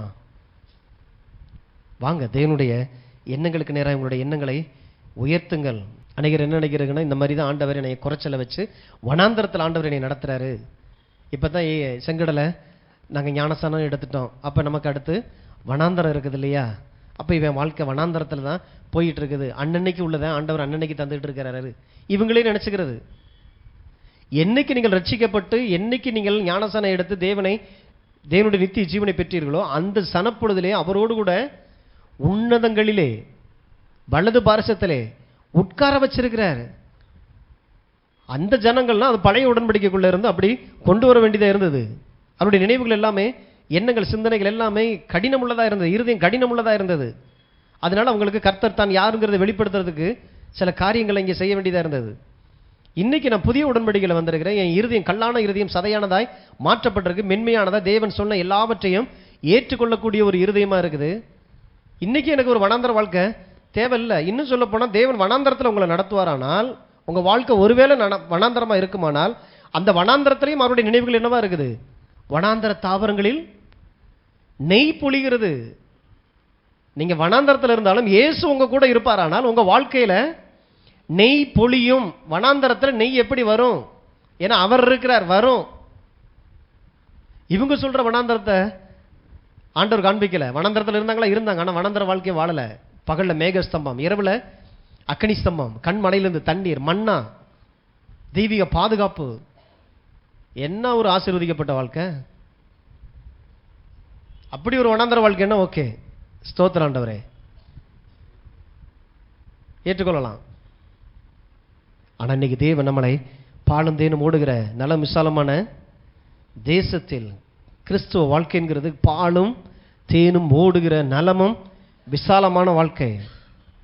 அப்ப அற்புதமான அந்த தேவனுடைய எண்ணங்கள் என்னுடைய எண்ணங்களாய் மாறணும். சொல்றாரு, உனக்கு ஏனிய மாதிரி என்னுடைய எண்ணங்களை தர்றேன், பிடிச்சு மேலே ஏறி வான்றாரு. கீழே கிடக்கிறோம். உலகம் சொல்ற மாதிரி நம்ம என்ன தேவன் எதிர்பார்க்கக்கூடிய அந்த வாழ்க்கை என்ன நான் வாழலை, பாவியாத்தான் இருக்கலாம், மோசமான ஒரு வாழ்க்கை வாழ்ந்துட்டு இருக்கலாம். ஆண்டவர் சொல்றார், என் நினைவுகள் உன் நினைவுகளாய் மாறட்டும். என் நினைவுகளை பிடிச்சுக்க, மேலே ஏறி வந்துரு. அதுக்கு தான் வார்த்தையை அனுப்புறாரு. சிலருக்கெல்லாம் பார்த்தீங்கன்னா இந்த இருக்கிற இடத்துலையே இருக்கிறது ரொம்ப பிடிக்கும். சேஃப் சோன்லேயே இருப்பாங்க. இல்லைங்க, எதுவும் மாறிடக்கூடாது. ஆண்டவர் சொல்றார், மாத்து, எண்ணங்களை மாத்து, புது வாழ்க்கைக்குள்ள கடந்து வா. அப்போ நீங்கள் யாராக இருந்தாலும் உங்களால் மேலே வர முடியும். உங்கள் வாழ்க்கை எப்படிப்பட்ட சூழ்நிலையில் நீங்கள் இருந்தாலும் உங்களால் மேலே ஏறி வர முடியும். ஏன்னா தேவனுடைய வார்த்தை அதுக்கு தான் உதவி செய்து. படிப்பு இல்லாமல் இருக்கலாம், பணம் இல்லாமல் இருக்கலாம், பெரிய பின்புலம் எந்த மனிதர்களுடைய பெரிய பெரிய ஆட்கள் இல்லாமல் இருக்கலாம், தேவையில்லை. என்னை மேலே தூக்குகிற எண்ணங்களை உடைய தேவன் இருக்கிறார். அந்த வார்த்தை இருக்குது. ஆண்டவர், என்னுடைய வார்த்தையை வைத்து நான் மேலே வருகிறேன். இந்த உலகத்திற்கு நீர் யார் என்பதை காண்பிக்க ஆண்டவர் என்னை சாட்சியாய் மாற்றும். உடைய நல்ல நினைவுகள் என் நினைவுகளாய் மாறட்டும். என் கண்கள் திறக்கப்படட்டும், பிரகாசப்படட்டும். ஆண்டவரே, என்னை குறித்து நீர் என்னவெல்லாம் வைத்திருக்கிறீர். அடுத்து பார்த்தீங்கன்னா, அவருடைய நினைவுகள் நிறைவேற திட்டம் போட்டு அன்றாடம் அவர் வேலை செய்து கொண்டே இருக்கிறார். இந்த நினைவுகள் உங்க வாழ்க்கையில் நிறைவேறுவதற்காக அனுதினமும் திட்டமிட்டு உங்களுக்காக அவர் வேலை செய்து கொண்டே இருக்கிறார். நீங்க நினைக்கிறீங்க நீங்க மட்டும்தான் பிரச்சனையை சந்திச்சுட்டு இருக்கிறீங்க, நீங்க உங்களுக்கு மட்டும்தான் அந்த வழி இருக்குது, உங்களுக்கு வலிக்கிறதுனாலே அது அவருக்கு வலிக்குது. அதனாலதான் வார்த்தையை முன்கூட்டியே அனுப்புகிறார். அவர் யெகோவா ஈரே, தேவை ஏற்படும் முன்னரே ஆயத்தப்படுத்தி வைத்திருக்கிற தேவன், நம்முடைய தேவைகளை அறிந்து ஆயத்தப்படுத்தி வைத்திருக்கிற தேவன். அப்ப திட்டம் போட்டு வேலை செய்யறாருன்னா, அப்ப நீங்க இங்க இந்த இடத்துல வந்திருக்கிறீங்கன்னா எப்படி? யாரோ ஒருத்தர் கூப்பிட்டதுனால இங்க வந்துட்டீங்களா, அல்லது எதேச்சியா வந்துட்டீங்களா? தேவன் திட்டம் போட்டு இந்த நாள்ல 2025 ஜனவரி அழகா ஆண்டவர் திட்டம் போட்டு இந்த இடத்துல உங்களை கொண்டு வந்திருக்கிறார். ஒருவேளை நீங்க அவங்க சொன்னாங்க இவங்க சொன்னாங்க நீங்க வந்திருக்கலாம், ஆனா அதுக்கு பின்பாக இருந்து இயங்குகிறது தேவன், கடவுள் இயங்கி கொண்டிருக்கிறார். அப்ப எதேச்சியா நீங்க வரல, தேவ திட்டம் தான் இன்னைக்கு உங்க வாழ்க்கையில் நடந்து கொண்டிருக்கிற இந்த சத்தத்தை கேட்க வைக்குது. எத்தனையோ பேர் விரும்புறாங்க இந்த மாதிரி வார்த்தைகளை கேட்க, வாய்ப்பு இல்லை. கர்த்தாவே எனக்கு சீட்டு விழுந்திருக்குது, உமக்கு ஸ்தோத்திரம், நான் பெரிய யோக்கியனா நல்லவனான்னு சொல்லி ஆராய்ச்சி பண்ணக்கூடாது. கர்த்தர் நல்லவன்கிறது மாத்திரம் தான் எனக்கு தெரியணும். ஏசாயா 64:4, தேவனே உமக்கு காத்திருக்கிறவர்களுக்கு நீர் செய்பவைகளை நீரே அல்லாமல் உலக தோற்றம் முதற்கொண்டு ஒருவரும் கேட்டதும் இல்லை, செவியால் உணர்ந்ததும் இல்லை, அவைகளை கண்டதும் இல்லை. உலக தோற்றம் முதல் உமக்கு காத்திருக்கிறவர்களுக்கு நீர் செய்பவைகளை, கடவுளை நம்பி நீங்க வந்திருக்கிறீங்க. வேதம் சொல்லுகிறது காத்திருக்கிறவர்களுக்கு செய்பவைகள். இன்னைக்கு எல்லாமே சிலுவையில செய்து முடிக்கப்பட்ட ஆயிற்று. சிலுவையில முடிந்திருந்தாலும் உங்க வாழ்க்கையில அதை கொண்டு வந்து வேலை செய்வதற்கு இயேசு சிலுவையோட தான் வேலையை முடிக்கல. இன்னைக்கும் அவர் பிதாவினுடைய வலது பரிசத்தில் உட்கார்ந்து நமக்கான மகா பிரதான ஆசாரியராக இருந்து நமக்காக வேண்டுதல் செய்து கொண்டிருக்கிறார். அவருடைய வேலை இன்னும் முடியல. உங்க வாழ்க்கையில தேவன் சிலுவையில மூலமாய் பாவ மன்னிப்பை கொடுத்திருக்கிறார், தரித்திரத்திலிருந்து விடுதலை கொடுத்திருக்கிறார், பிசாசன் மீது ஆளுகை கொடுத்திருக்கிறார், தேவ சித்தம் தேவ ராஜ்யத்தினுடைய வேலையை செய்யக்கூடிய பலனை கொடுத்திருக்கிறார், ஆளுகையை தந்திருக்கிறார். அப்ப இது எல்லாம் உங்க வாழ்க்கையில் நிறைவேறணும். அங்கே இருந்துட்டு இன்னும் அவர் நமக்காக வேண்டுதல் செய்து கொண்டிருக்கிறார், நீங்க நல்லா இருப்பதற்காக. ஆகையினாலதான் உங்களுடைய சொந்த புத்தியின் மேல சாயக்கூடாதுன்னு போட்டிருக்கு. சுய புத்தியின் மீது சாயாமல் தேவனுடைய நோக்கங்கள் திட்டங்கள் அறிந்து தேவனுடைய ஆசைகள் விருப்பங்களுக்காகவே நீங்க வாழ பழக பழக உங்க வாழ்க்கை தேவன் எதிர்பார்க்கிற வண்ணமான ஒரு வாழ்க்கையாய் அது மாற ஆரம்பிக்கும். ஆகையினாலதான் இந்த உலகத்துல எனக்கு எப்படிப்பட்ட சூழ்நிலை என் வாழ்க்கையில எப்படிப்பட்ட காரியங்கள் நடந்திருந்தாலும் ஆண்டவரே நீர் விரும்புகிற வண்ணமாய் உம்முடைய நினைவுகள் என் நினைவுகளாய் மாறட்டும். அப்போ ஒரு நல்ல செய்தி என்னன்னா, இன்னைக்கு நீங்க வந்து ஜெபம் பண்ணதுக்கு அப்புறம் ஆண்டவர் போய் கையை பிணைஞ்சிட்டு போய் ஐயோ தேடி வந்துட்டானே, இதுக்கெல்லாம் கேட்டு வரமாட்டான்னு நினைச்சோமே, இப்ப வந்துட்டானே என்ன செய்யறதுன்னு சொல்லி ஆண்டவர் தேடிட்டு இருக்கல. உலகம் தோன்றுவதற்கு முன்பே என்ன, நீங்க பிறக்கிறதுக்கு முன்பாகவே உங்களை குறித்த திட்டத்தை ஆண்டவர் ஏற்கனவே போட்டு வச்சிருக்கிறார். இந்த நூற்றாண்டுல தான் நீங்க பிறக்கணும். நீங்க ஏன் இயேசு வாழ்ந்த நாட்களில் வாழ்ந்திருக்க கூடாது? என்ன ஒரு பாக்கியமா இருந்திருக்கும்ல. இயேசுவோட அங்கேயே பிடிச்சிக்கிட்டே பின்னாடியே போயிருப்போம். அந்த 5 அப்பம் 2 மீனை கொடுக்கும்போது ஆளை தள்ளி இள்ளி விட்டுட்டு பிரசாதம் வாங்கின மாதிரியாவது வாங்கியிருப்போம். தண்ணியை திராட்சை ரசமா மாத்துறதெல்லாம் வீட்டில் கொண்டு வந்துலாம் அடுக்கி வச்சு இயேசு திராட்சை ரசமா மாத்தினது. கடல் மேல அவரோடு கூட நம்மளும் நடந்திருக்கலாம். அதை விட பெரிய பாக்கியம் இன்னைக்கு நமக்கு உண்டாயிருக்கிறது. என்ன தெரியுமா? அன்னைக்காவது இயேசுக்கு பக்கத்துல தான் உங்களால நிற்க முடியும், அவரைத்தான் தொட முடியும். ஆனா இன்னைக்கு அவரே இன்னைக்கு உங்களுக்கு உள்ளாக வந்திருக்கிறார், உள்ளாக வந்திருக்கிறார். உலகத்தில் இருப்பவனில் உங்களுக்குள் இருக்கிறவர் பெரியவராய் இருக்கிறார். உலகத்தில் இருப்பவனில் உங்களுக்குள் இருக்கிறவர் பெரியவர். பெரிய தேவனுடைய நினைவுகள் நம்மளுடைய நினைவுகளாய் மாறணும். இன்னைக்கு இயேசுவை எங்கேயோ கரையோரமா போயிட்டு இருக்காரு, ஓடி போய் அவர் அங்கேயே தொட்டுட்டு வந்துடலாம்னு சொல்லி ஆசைப்படுறோம். ஆனா என்ன இருக்குதுன்னே தெரியாம அந்த தெய்வம். அதனாலதான் பவுல் சொல்றாரு, கிறிஸ்துவை நான் மாம்சத்தின்படி நான் அறியவில்லை. இயேசுவே இப்ப மாம்சத்தின்படி வந்து தூத்துக்குடி கடற்கரை ஓரமா இப்படி போயிட்டு இருக்கிறாருப்பான்னா நான் ஒண்ணு எஞ்சி ஓடி போய் அவரை பார்க்க போக வேண்டியது அவசியம் இல்லை. ஏன்? கிறிஸ்துவானவர் மகிமை நம்பிக்கையாக இன்னைக்கு எனக்குள்ளே நமக்குள்ளே அவர் இருக்கிறார், நமக்குள்ளே இருக்கிறார். ஆவிக்குரிய பிரகாரமா நான் இன்னைக்கு புது சிருஷ்டியா இருக்கிறேன், அவரை போலவே நான் இருக்கிறேன். அப்ப அவரை நான் எங்கே பார்க்கலாம்? என்னிலே நான் பார்க்கலாம். எப்படி பார்க்கலாம்? தேவனுடைய வார்த்தைக்குள்ளாக. அதனாலதான் வேதத்தை வாசிக்கும் போது அவருடைய நினைவுகள் தெரியணும். ஒரு காதலன் ஒரு காதலிக்கு லவ் லெட்டர் எழுதுறான்னு பாருங்க, எழுதும் போதே கண்ணே, மணியே, அமுதே, முத்தேன்னு சொல்லி அது இப்பெல்லாம் வர்றதில்ல. அந்த நாட்கள்லாம் அதெல்லாம் வாசிக்கும் போதே பார்த்தீங்கன்னா அப்படி இன்னார்ட்ட இருந்து கடிதம் வந்துருச்சுனாலே அந்த மூஞ்சிலாம் அப்படி மலர்ந்து நிற்கும். உள்ள வாட்சா அப்படி கவிதையில் அப்படி பொழிஞ்சு விட்டுருப்பாப்புல. பார்க்கும்போதே எது தரப்பில் இருக்கிற தன்னுடைய துணையை குறித்து, தன்னை நேசிக்கிற அந்த மனிதனுடைய நினைவுகளை அந்த அம்மா உள்ள வாங்குவாங்க, அந்த ஐயா உள்ள வாங்குவாங்க. தேவன் உலகத்தையே உண்டாக்கினவர், தன்னுடைய ரத்தத்தை சிந்தித்து நம்மை நேசித்தவர் எழுதி கையில் கொடுத்துருக்கிறாரு. ஆனால் நமக்கு இது மூணாம் பட்சமாக தெரியக்கூடாது, அவருடைய நினைவுகளாய் தெரியணும். இல்லைப்பா பைபிளுக்குள்ள போயிட்டாலே இதை செய், இதை செய்யாத, இதை பண்ண, அதை பண்ணாதேன்னு கட்டளையாகவே இருக்குது. கட்டளையே காட்டலை, தேவன் அன்பு கூர்ந்து தன்னுடைய எண்ணங்கள் நினைவுகளை காட்டுகிறார். அதனால தான் ஏசாயா 55 போட்டிருக்கு, என் நினைவுகள் உன் நினைவுகள் அல்ல. இன்னும் வரமாட்டேங்கிற. பூமிக்கு வானம் எவ்வளவு உயரமா இருக்குதோ அவ்வளவாய் உயர்ந்த நினைவுகளை நான் உடையவனா இருக்கிறேன் உன்னை குறித்து. அதை சொல்லிட்டு வரும்போது தான் சொல்றாரு, அப்ப அந்த நினைவுகள் எப்படி வரும்? வார்த்தை அனுப்பின காரியமாய் வாய்க்கும், அது வெறுமையா என்னிடத்திலே திரும்பாது. அப்ப எழுதி கொடுத்திருக்கிறாரே, இதோடு கூட உட்கார்ந்து நேரத்தை செலவு செய்யாம தேவனுடைய நினைவுகளை நான் எப்படி அறிந்து கொள்றது? ஐயா நீங்க ஆண்டவர்கிட்ட கேட்டு சொல்லுங்க, ஐயா நீங்க ஆண்டவர்கிட்ட கேட்டு சொல்லுங்க. எந்த ஐயாவும் நமக்காக ஆண்டவர்கிட்ட கேட்டு சொல்ல வேண்டிய அவசியம் இல்லை. நீங்கள் பெற்றிருக்கிற ஆவியானவரே உங்களை நடத்த வல்லவராக இருக்கிறார். வார்த்தை ஒன்று உங்களுக்கு போதுமானதா இருக்கிறது. அப்ப ஊழியக்காரங்க எதுக்கு இருக்கிறாங்க? இதை சொல்றதுக்கு தான் ஊழியக்காரங்க. நீங்களும் கடவுளும், நீங்களும் தேவனுடைய வார்த்தையும். ஆகையினால தான் தேவனுடைய ரட்சிப்பை சுதந்திரிக்கிறவர்களுக்கு என்று பரலோகம் இயங்கி கொண்டிருக்கிறது.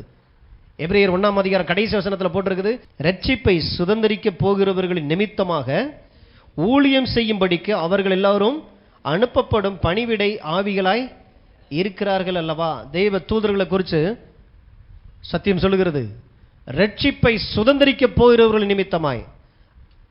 அப்ப இன்னைக்கு நாம தான் அந்த ரட்சிப்பை சுதந்திரிக்கிறதுக்காக வந்திருக்கிறோம். சிலுவையில் நமக்காக முடிக்கப்பட்ட காரியங்கள், சிலுவையில் தேவன் எனக்காக செய்து முடித்த எல்லா காரியங்களையும் எடுத்துக்கொள்ளும்படி இன்னைக்கு நாம வந்திருக்கிறோம். அப்ப நமக்கு உதவி செய்யும்படி, ஏன்னா ஒரு மனுஷன் தேவனுடைய நினைவுகளுக்காக இந்த பூமியில வாழ வந்துட்டான். நமக்கு உதவி செய்யும்படியாகவே தேவ தூதர்கள் இந்த பூமியில நமக்காக இறங்கி வேலை செஞ்சிட்டு இருக்கிறாங்க. ஊழியம் செய்யும் பணிவிடைகளின் ஆவிகள், சர்வென்ட்ன்றாரு. அப்ப இது எதுவுமே தெரியல, நான் தான் கிடந்து கஷ்டப்பட்டுட்டு இருக்கிறேன், கிறிஸ்துவ வாழ்க்கை ரொம்ப கடினமானதுங்க. ஞானசானம் எடுத்துட்டீங்களா? இனிமே சோதனைக்குள்ள வந்துட்டீங்க. இந்த பூமியில வாழ்ற வரைக்கும் உங்களுக்கு சோதனை துரத்தி துரத்தி வந்துகிட்டே இருக்கும். நீங்க பொண்ணா விளங்குனதுக்கு அப்புறம் பரலோகத்துக்குள்ள போய் அங்கே போய் நல்ல வாழ்க்கை வாழ்ந்துடலாம். எவ்வளவு பெரிய இருட்டடிப்பு தெரியுமா? இங்கேயே நீங்க நல்லா வாழ்றதுக்காக தேவன் தன்னுடைய தூதர்களை கொடுத்திருக்கிறார். பிதாவின் வலது பாரசத்தில் நின்று நமக்காக அவர் மகா பிரதான ஆசாரியருடைய வேலையை செஞ்சுட்டு இருக்கிறார். பரிசுத்த ஆவியானவர் இந்த பூமியில தான் நீங்க நல்லா வாழ்றதுக்காக கொடுக்கப்பட்டார். சகல சத்தியத்திற்குள்ளும் அவர் உங்களை நடத்துகிறவர். தேவனுடைய எண்ணங்கள் நினைவுகளை உங்களுக்குள்ளாக கொண்டு வர வைக்கிற தேவ ஆவியானவராக இருக்கிறார். வார்த்தை கொடுக்கப்பட்டிருக்கிறது, சபை கொடுக்கப்பட்டிருக்கு, இப்படிப்பட்ட சத்தியத்தை பேசுகிற இடம் கொடுக்கப்பட்டிருக்கிறது. எல்லாத்தையும் வச்சுக்கிட்டு நான் பரலோகத்தில் போய் நல்லா வாழ்வேன், இது எதுவுமே தேவையில்லையே. பரலோகத்துக்கு போகிறது ரொம்ப எளிது தெரியுமா? அதான் அடிக்கடி சொல்லுவேன், பரலோகத்துக்கு யாராவது போக விரும்புறீங்களா? ரொம்ப எளிது. போய் நடு ரோட்டில் நின்னா போதும், போயிடலாம். ஆனால் பரலோகத்தை இங்கே கொண்டு வர்றது, ஆண்டவரே என்ன திட்டம், என்னை குறித்து என்ன ஆசை வச்சிருக்கிறீங்க, என்னை குறித்து என்ன வச்சிருக்கீங்க, சமுதாயத்தில் நான் எப்படி இருக்கணும், உட்காந்து பெரட்டி எடுத்து அந்த கடினத்தை நிறைய பேர் எடுத்துக்கிறதுக்கு, அந்த ரிஸ்க் எடுக்கிறதுக்கு சோம்பேறித்தனம். அதுக்காக சொல்கிற ஒரே வார்த்தை, பரலோகத்துக்கு எங்களை ஆயத்தமாக்குங்க, பரலோகத்துக்கு எங்களை ஆயத்தமாக்குங்க. யாராவது அப்படி இருந்தீங்கன்னா ஆயத்தமாக்கிடலாம். அல்லது சிலர் ஞானசானம் எடுக்க வரும் பொழுதே எப்படியாவது நான் பரலோகத்துக்கு போகணும் தான் ஏன் வந்தேன், முக்கும் போது கூட ஒரு 5 நிமிஷம் வச்சிருந்தா போயிடலாம் பரலோகத்துக்கு. பரலோகம் பெரிய விஷயம் இல்லைங்க. இயேசு சொந்த ரட்சகராய் ஆண்டவராய் ஏற்றுக்கொண்டாலே இந்த சனப்பொழுதிலே பரலோகத்தில் நமக்கான இடம் இருக்குது. இங்கே இருந்துக்கிட்டு அங்கே துண்டு போடுறது, சீட்டு பிடிக்கிறதுக்கு நாங்கள் தான் அந்த 1,50,000. அப்போ மற்றதெல்லாம் உலகத்தின் ரட்சகராய் வந்திருக்கிறார். உலகத்தில் அத்தனை பேருமே இந்த இயேசுவை ஏற்றுக்கொண்டவர்கள் அத்தனை பேருக்குமானது பரலோகம். பரலோகத்துக்குள்ள நீங்கள் முந்தி அடிக்க வேண்டாம். பரலோகம் இன்னைக்கு என்ன எதிர்பார்க்கணும்? பூமியில் ஏதாவது செஞ்சிட மாட்டியா? பிதாவே பரலோகத்திலே உம்முடைய சித்தம் செய்யப்படுவது போல பூமியிலும் செய்யப்படுவதாக. இயேசுவை ஜெபம் பண்ணும்போது ஜெபம் பண்றாரு, பிதாவே இந்த பூமியில் இருக்கிற போராட்டம் பிரச்சனையில கண்டு என் ஜனம் ஜெபம் பண்ண வந்துடும், அந்த ஜெபத்துக்கு நீங்க பதில் தந்துடாதீங்கன்னு சொல்லி ஒரு ஜெபம் பண்ணார் தெரியுமா? பிதாவே நீர் இவர்களை பூமியிலிருந்து எடுத்துக்கொள்ளும்படி நான் ஜெபிக்காமல் பூமியில எல்லா உபத்திரங்களிலிருந்தும் சோதனையிலிருந்து இவர்களை காத்துக்கொள்ளும்படி நான் ஜெபிக்கிறேன். அப்ப அந்த ஜெபத்துக்கு என்ன அர்த்தம்? யார் யாரெல்லாம் ஆண்டவரை என்னை எடுத்துக்கொள்ளுங்கன்னு சொல்லி ஜெபம் பண்றீங்களோ அந்த ஜெபம் ரிஜெக்டட், கேன்சல், ஆல்ரெடி கேன்சல். அப்ப என்னதான் ஜெபம் பண்ணணுமா? இந்த பூமியில நான் ரொம்ப நாள் இருந்து உம்முடைய சித்தத்தை செய்து முடிக்கக்கூடிய பலனை எனக்கு தாங்க ஆண்டவரே, அந்த ஞானத்தை தாங்க. வயசாயிடுச்சு இல்லையா, வெந்ததை தின்னுட்டு விதி வந்தா சாவோம். எதுக்கு? வீட்டில் பேரப்பிள்ள அந்த ஒரு கடலை மிட்டாய் எக்ஸ்ட்ரா தரல, இனிமே நம்மளை யார் கண்டுக்குருவா? ஏதோ வெந்ததை தின்னுட்டு விதி வந்தா சாவோன்னு அப்படி திண்ணையில் உட்காந்துட்டு பேசுறதுக்காக ஆண்டு நம்மளை அழைக்கல. நீ முதிர் வயதிலும் கனிதந்து பசுமையும் புஷ்டியுமாய் இருப்பாய், உன் ஜீவனுள்ள நாளெல்லாம் நன்மையும் கிருபையும் மாத்திரம் உன்னை தொடரும். அப்படி கிங்கா இருக்கணும் பாருங்க, தாவீது மாதிரி இருக்கணும். ஆபிரகாம், ஈசாக்கு, யாக்கோபினுடைய கடைசி காலங்களை பாருங்க. அவர்கள் செல்வ சீமானாய் இருந்து நீடித்த ஆயுளோடு கூட இருந்து விருத்தாப்பியனாய் இருந்து கால்களை முடக்கி கொண்டு அவன் மரித்து போனான். சாகும் போதும் கூட ஆசீர்வதிச்ச தன் பிள்ளைகளுக்கு வேண்டியதெல்லாம் செஞ்சு முடிச்சுட்டு செத்தார்கள். இங்க ஒண்ணுமே இல்லாம இருந்துட்டு ஏங்கி எங்கேயே செத்து போறது. போயிட மாட்டோமா? இன்னைக்கு வந்துடாதா? ஒரு காய்ச்சல் வந்துடாத கூடாது. இதான் கடைசின்னு சொல்லி பால் ஊற்ற விட்டுறது. பாலை ஊற்றுனா கெதியாச்சு உட்காந்துருந்துட்டு அடுத்த வேலையை பார்க்கறது. செத்து செத்து விளையாடுறதுக்கு ஆண்டவர் நம்மளை படைக்கலை. வாழுங்க, வாழ்ந்து காட்டுங்க. சாவு நமக்குரியது அல்ல, அது வரும்பொழுது பார்த்துக்கலாம். சாகிறதுக்குனே பிளான் போடுறது. இன்னைக்கு நிறைய பேர் பார்த்தீங்களா, வயசானதுக்கப்புறம் ஒரு அமௌண்ட் ஒன்று சேர்த்து வைப்பாங்க. எதுக்கு தெரியுமா? யாராவது நம்மளை கடைசியில் தூக்கி போடுறதுக்கு வேணும் இல்லையா? அப்போ என்னத்தை எதிர்பார்த்து செய்கிறோம்? சாவை எதிர்பார்த்து. கடவுளை நம்பி பாருங்க, உங்கள் மரணம் கடவுளுடைய பார்வையிலே அருமையானது. அருமையானதுன்னா பொட்டு பொட்டுன்னு போயிடுவோமா? அருமையானதை எங்கே வைப்போம்? பத்திரப்படுத்தி பீரோக்குள்ளே ரொம்ப யாருக்குமே தெரியாத ஒரு இடத்துல வைப்போம். அப்போ உங்கள் மரணம் அவ்வளோ லேசில் யாரும் பார்க்குற அளவுலலாம் இருக்காது. அருமையானதை ரொம்ப பத்திரமா வச்சுருப்பாரு. சப்ப இது நாள் இல்லை, அதனால தான் முதல்ல அந்த நினைவு இருந்துச்சுன்னா மாற்றிட்டு ரத்தத்தினால் கழுவப்பட்டு இன்றைக்கி நீங்கள் உயிரோடு இருக்கிறீங்க. இன்றைக்கி நீங்கள் செய்ய வேண்டிய வேலையை செய்யும்படி பரலோகம் உங்களை எதிர்பார்க்குது. சங்கீதம் 57:2, எனக்காக யாவையும் செய்து முடிக்கப் போகிற தேவனாகிய உன்னதமான தேவனை நோக்கி கூப்பிடுவேன். இது எப்போ எழுதுறாருன்னா, சவுலுக்கு பயந்து போய் தன் வாழ்க்கையில் நஷ்டம் வந்துருமோன்னு சொல்லி பயந்து இருக்கிறார். ஒளிந்து இருக்கும் போது இதை சொல்றார், கர்த்தர் எனக்காக யாவையும் செய்து முடிப்பார். இந்த சிக்கிட்ட சவுல் என்னை போட்டு தள்ளிடுவான் அப்படி பேசல. கர்த்தர் எனக்காக யாவையும் செய்து முடிக்க போகிறார். ஒளிஞ்சு கிடக்கும் போது அநேக நேரங்களில் இங்கே தேவ வழியை தெரிந்து கொள்ளும் பொழுது பிசாசு அலர்ட் ஆகிறான் பாருங்க. என்னைக்கு தாவீதினுடைய தலையிலிருந்து அபிஷேக தைலம் ஊற்றப்பட்டதோ அப்பவே சவுலினிடத்திலே பிசாசு உள்ள பூந்தான் போட்டிருக்கு. ஒரு சாதாரண ஒரு தெள்ளுப்பூச்சி போல இருக்கிற ஒரு மனுஷனை 3 படைகளை வச்சுட்டு தேடுறான் கொல்றதுக்கு. பிசாசுக்கு நல்லா தெரியும் உங்க வாழ்க்கையில ஏன் இவ்வளவு பெரிய சோதனை, ஏன் இவ்வளவு பெரிய உத்தரங்களுக்குள்ள நீங்க கடந்து போயிட்டு இருக்கிறீங்க. நல்லா தெரிஞ்சு கொள்ளுங்கள், தேவ திட்டம் உங்களை கொண்டு பெரிதா இருக்கிறதுனால அந்த திட்டத்தை அழிக்கத்தான். வேற உங்களுக்கும் பிசாசுக்கும் எந்த கொடுக்கல் வாங்கல ஏதாவது பிரச்சனை இருக்கா? வாக்கிய வரப்பு சண்டை ஏதாவது இருக்குதா? நீங்களே நினைப்பீங்க, பக்கத்து வீட்டுக்காரன் பார்த்தீங்கன்னா நல்லா தண்ணி அடிக்கிறான், நல்லா எல்லா பாவம் பண்றான், ஒரு சத்தம் இல்லாம அமைதியா அடிச்சுட்டு வந்தாலே அந்த அம்மா ஆம்லேட் போட்டு கொடுத்துருது. ஒரு சத்தம் வந்ததில்லை. ஆனால் நான் கடவுளை தான் நம்புகிறேன், நான் ஜெபிக்கத்தான் செய்கிறேன், ஏன் தான் என் வீட்டுக்குள்ளே இப்படிலாம் நடக்குது. அநேக நேரங்களில் மனசு தாங்களடையுதா? வேதம் சொல்லுகிறது, தேவன் உங்களை குறித்த உயர்ந்த நினைவுகளை உடையவராக இருக்கிறார். அந்த நினைவுகள் உங்கள் நினைவுகளாய் மாறும் பொழுது ஏன் நடக்குதுன்னு தெரியும். ஏன்னா உங்கள் எதிராளியாகிய பிசாசானவன் எவனை விழுங்கலாமோ என்று கட்சிக்கிற சிங்கத்தை போல வகை தேடி சுற்றி தெரிந்து கொண்டிருக்கிறான். நிறைய நேரங்களில் அந்த என்னன்னே தெரியறதில்ல. வாழ்க்கையில் நடக்கிற எல்லா தீமைக்கும் கர்த்தர் தான் காரணம், நன்மைக்கும் கர்த்தர் தான் காரணம் போயிடுறோம். நன்மைக்கு கர்த்தர் தான் காரணம். யோபு போல பார்த்தீங்கன்னா தத்துவம் பேசக்கூடாது. கர்த்தர் கொடுத்தார், கர்த்தர் எடுத்தார், கர்த்தருடைய நாமத்திற்கு ஸ்தோத்திரம். ஏன்னா யோபுவுக்கு பிசாசுன்னு ஒருத்தன் இருந்தான்ங்கிறத அறிவே இல்லாம இருந்த நாட்கள். வாழ்க்கையில் நடக்கிற எல்லா தீமைக்கும் கடவுள் தான் காரணம் சொல்லி புலம்பிடக்கூடாது. கடவுளுடைய நினைவுகளை கண்டுபிடிங்க. உயர்ந்த நினைவுகள், நன்மையான நினைவுகள், பெரிய நினைவுகள், அனாதி தீர்மானங்களோடு கூட வேலை செய்கிறார். இப்பையும் என்னை குறித்து குறிப்பானது, எத்தனை அடி நீளம், எத்தனை அடி அகலம், வேலையை செய்யும் போது தெளிவா சொன்னார். உங்களை குறித்தும் குறிப்பா சொல்லுவார். எந்த வயசுல நீ என்ன செய்யணும், யாரை கல்யாணம் கட்டணும், உன் பிள்ளையை எப்படி நடத்தணும், உன் பிள்ளையை நான் எதுக்கு கொடுத்துருக்கிறேன். இன்னைக்கு நிறைய பேர் பிள்ளைகளை பெற்று எடுத்துட்டு பிள்ளைகளுக்குள்ள இவங்க திட்டத்தை உள்ள வைக்கிறது. இந்த அம்மா இப்படி தான் படித்தான், இவன் இப்படி தான் படித்தான், பெரிய ஆள் ஆயிட்டான், அப்போ உன்னையும் நான் அப்படி படிக்க வச்சிடுறேன். ஆனால் பிள்ளை அதுக்காக உருவாக்கப்படலை, அவன் வேற ஒரு காரியத்துக்காக உருவாக்கப்பட்டிருப்பான். அது தேவனிடத்துல தான் வாங்கணும். பிள்ளைகளுக்கு துரோகம் பண்ணிடக்கூடாது, நல்லது செய்யறன்ற பேரில். கர்த்தாவே, என் பிள்ளைகளை குறித்த உடைய திட்டம் என்ன, தரிசனம் என்ன? பிள்ளை பிறக்கும் பொழுது அதை குறிச்சதானே ஆசையோடு கூட தரிசனத்தை வாங்கணும் பாருங்க. அதான் ஜெபம், அதான் தேவன். தேவன் தான் உங்களோடு கூட பேசுகிறவர். எதை குறித்து உங்களோடு கூட பேசுவார்.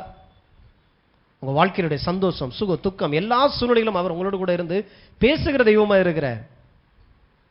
என்ன கோர்ஸ் எடுக்கணும், என்ன படிக்கணும், எங்கே இன்வெஸ்ட் பண்ணணும், என்ன தொழில் பண்ணணும், சேர்த்து வச்சிருக்கிற காசை எப்படி அதை பாதுகாக்கணும், எந்த இடத்துல நிலம் வாங்குறது, எந்த இடத்துல வீட்டை கட்டுறது, பூர்வ எல்லை குறிகளை முன்குறிக்கிற கர்த்தர்னா அவர் முன்குறிச்சிருக்காருல்ல, அங்கே போய் இருந்து பாருங்க. அது காடா இருந்தாலும் கொஞ்ச நாள்ல சிட்டியா மாறிடும். உங்களை சுத்தி நீங்க இன்னைக்கு ஊருக்கு அவுட்டர்ல இருக்கிற மாதிரி தெரியலாம், கொஞ்ச காலத்துல பார்த்தீங்கன்னாங்க அந்த அவுட்டர் தான் சிட்டியோட சென்டரா மாறிடும். கடவுள் சொல்லி 1 சென்ட் நிலமானும் வாங்கி பாருங்களேன், அவ்வளவு பெரிய பெருக்கம் அதுல இருக்கு. இல்லைங்க அந்த அவங்க சொன்னாங்க இவங்க சொன்னாங்க, கண்ணுக்கு ரொம்ப குளிர்ச்சியா தெரிஞ்சுன்னு லோத்து மாதிரி போய் மாட்டிருக்க கூடாது. ஆபிரகாமை போல கர்த்தர் சொல்லுகிறார், நான் உனக்கு கேடகம் மகா பெரிய பலனுமாயிருப்பேன். ஏன்னா கர்த்தரை நம்பி பாருங்க. சொல்றாரு, கர்த்தர் எனக்காக யாவையும் செய்து முடிப்பார். அப்போ உங்க வாழ்க்கையில சந்திக்கக்கூடிய அநேக பிரச்சனைகள் பிசாசினால் தெய்வ திட்டத்தை அழிக்கும்படிக்காகவே வருகிறதுங்கிறது முதல்ல தெரியணும். இப்போ வியாதி, தரித்திரம் இதெல்லாம் தந்து உங்களை முடக்க நினைக்கும் பொழுது எழுந்து எதிர்த்து நில்லுங்கன்றாரு. சத்துருக்கு எதிர்த்து நில்லுங்கன்னா எந்த சத்துருக்கு நீங்க எதிர்த்து நிற்பீங்க? சத்துருவை எதிர்த்து நில்லுங்கன்னா எப்படி எதிர்த்து நிற்கிறது? இன்னைக்கு இங்கே கருப்பு போர்வையை போத்திட்டு 2 கொம்பை வச்சுட்டு இன்னைக்கு நாடகத்தில் காட்டுற மாதிரி வந்து நிற்கிறானா? இங்கே அது ஏற்று நின்றலாம். எப்படி ஏற்று நிற்கிறான்? நினைவுகளில் ஏற்று நிற்கிறான். 2 காதுக்கு நடுவில் ஒரு யுத்தமே நடக்குது பாருங்க. இன்னைக்கு காலையில் இங்கே வர்றதுக்கு முன்னால் எவ்வளோ யுத்தம் நடந்திருக்கு தெரியுமா? என்ன குளிராக இருக்குது, போகமா வேணாமா, எல்லாத்தையும் ஜெயிச்சு தானே வந்திருக்கிறோம். இதே போல தான் வீட்டுக்குள்ள தரித்திரம் வரும் பொழுது அந்த தரித்திரத்தை நீங்கள் எதிர்த்து நிற்கும் போது சத்ருவுக்கு ஏற்று நிற்கிறீங்க. வியாதி வரும் பொழுது வியாதிக்கு ஏற்று நிற்கும் போது சத்ருவுக்கு ஏற்று நிற்க. இதெல்லாம் பிசாசினுடைய ஆயுதங்களா இருக்குது. நிறைய நேரங்கள் என்ன பண்ணிட்டோம்னா இதுவும் தேவ சித்தம் தான் சொல்லி அவன் ஆயுதத்தை வாங்கி நம்மளே குத்திக்கிட்டு இருக்கிறோம், நம்மளை நாமளே அழிச்சுக்கிட்டு இருக்கிறோம். எத்தனையோ பேர் வாழ வேண்டியவங்க ஒரு மாத்திரம் எடுத்திருந்தா நேரம் 100 வருஷம் உயிரோடு இருந்து தேவ சித்தத்தை செஞ்சிருப்பாங்க. ஆளகானா தரித்திரத்தை நம்பி நம்பி அதையே விசுவாச்சு இதுவும் கடவுளுடைய சித்தம் தான் சொல்லி சகிச்சு எத்தனையோ பேர் தேவனுடைய நோக்கங்களுக்காக திட்டங்களுக்காக வாழ வேண்டிய ஆட்கள் கடன்லயே மரிச்சு போனாங்க. தேவன் அன்பு கூர்ந்து சொல்றார், என் நினைவுகள் உன் நினைவுகளாய் மாறும்படி இந்த வருஷத்துல அதிகமான நேரங்களை தேவனுடைய வார்த்தையோடு கூட நேரத்தை செலவு செய்யுங்க. உங்க வாழ்க்கை மறுரூபப்படும். உங்க வாழ்க்கையில நல்ல வெற்றிகளை பெறுவீர்கள், நல்ல வெற்றியை பெறுவீர்கள். அப்ப கெட்ட வெற்றி இந்த பூமியில இருக்குது. எவன் காலையாவது பிடிச்சி இழுத்து எவன் காலையாவது விழுந்து ஊழக்கும்பிடலாம் போட்டு ஒரு காரியத்தை சாதிச்சுட்டு அந்த வெற்றி இல்ல, நல்ல வெற்றியை பெறுவீர்கள். கம்பீரத்தோடு கூட தலை நிமிர்ந்து தேவனுடைய வழிநடத்துதலோடு கூட ஒரு வெற்றியை பெற்று எடுக்கணும். அதுக்கு தான் தேவன் நம்மளை அழைத்திருக்கிறார். அப்ப இயேசு அப்படின்னா இங்கே ஒரு ஓரமா இருந்துட்டு சோத்திரம் சொல்லிட்டு போற கூட்டம் கிடையாது. இந்த பூமிக்கு மாதிரியாக வாழ்ந்து காட்ட வேண்டிய ஆட்கள். ஆகையினால உங்களுடைய பிரச்சனைகள் வரும் பொழுது எதிர்த்து நிற்க பழகுங்க. கர்த்தருடைய சித்தம் அப்படின்னு சொல்லி எதையும் ஏற்றுக்கொள்ளாதிருங்கள். வியாதி தரித்திரத்தின் மூலமாக பிசாசினுடைய ஆயுதங்கள், பிசாசினுடைய கிரியைகள் உங்களுக்கு எதிராக, உங்களுக்கு எதிரியா தெரியணும். அப்ப வியாதியை பார்த்தா அது உங்களுடைய எதிரி, தரித்திரத்தை பார்க்கும் போது அது உங்களுடைய எதிரி. நீங்கள் அரவணைக்கக்கூடியதில்லை, உங்களை அது ஒருபொழுதும் உங்களுக்கு நன்மை செய்யாது. தேவனுடைய நினைவுகள் உங்கள் நினைவுகளாய் மாறும்படி பரிசுத்த ஆவியானவர் பேசியிருக்கிறார்.